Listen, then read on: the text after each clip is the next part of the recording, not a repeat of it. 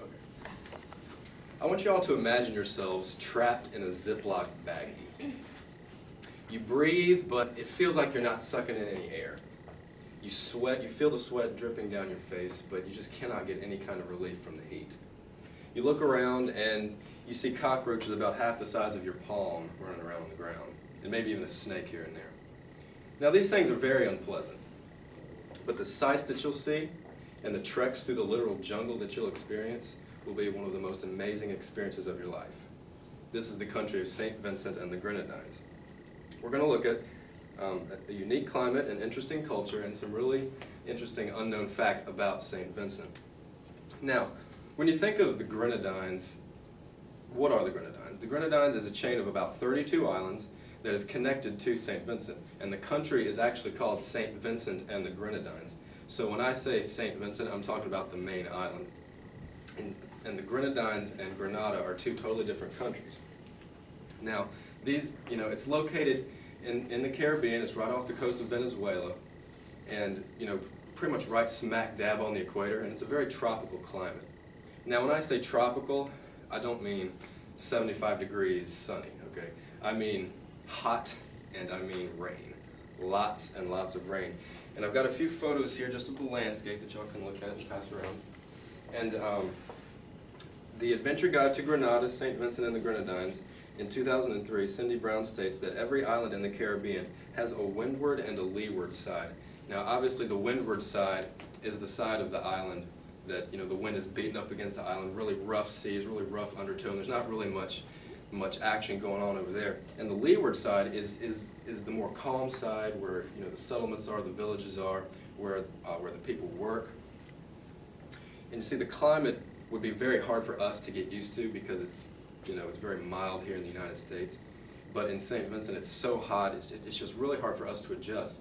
But the people there, it's really no stranger to the people there. In fact, the culture and the occupations that they hold actually revolve around the climate, because they have a very agrarian society, which means they farm. Their exports are mangoes and bananas. They grow trees and they grow them right there. Also, a large part of the population are fishermen. It's mainly the men, and you really can't go to a beach in St. Vincent without seeing a fishing boat anchored off the side of the coast, which is really neat. The U.S. Department of State in 2009 reported that the population was about 104,000. So not really that many people on the island. It's roughly a little under twice the size of Washington, D.C., so it's not that big. And the official language of St. Vincent is English, but it's not really the English that you and I would think of. American English, the dialect is very slow, the words are very precise being pronounced. There, they talk really fast, and they have that really thick Caribbean accent. And some of the vocabulary that they use, we don't use here in the United States. Like, there's certain words that I'm not going to say that we use as cuss words that they say in their everyday conversations, not as a cuss word. Like, the pastor would say these words and we would laugh, and he would say them on purpose. But this really isn't the only thing that makes St. Vincent a really unique place. When we got there, the pastor that we were with told us that we literally quadrupled the population of Caucasian people down there. So there's not really that many white people in St. Vincent. And because of that, they love to braid hair. And I have some photos here of that.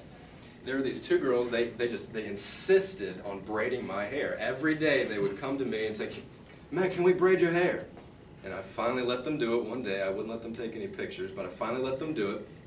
And they were just so mesmerized by us, because they don't see, white people that much.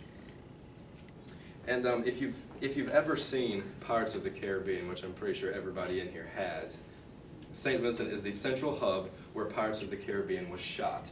Every scene in the entire movie was shot on St. Vincent. You can go there and still see the sets. You can go there and tour them.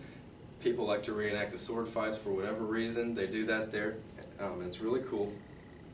And St. Vincent literally is a scene right out of a movie. So we've covered, several things, the climate and the culture and some facts.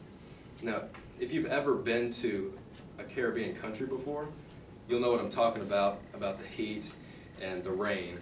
But just listening to what I've been saying and viewing these photos really doesn't give it the credit it deserves. It's just such incredible beauty in St. Vincent. And out of all the places that I've been, St. Vincent is really the most beautiful and most memorable I've ever been.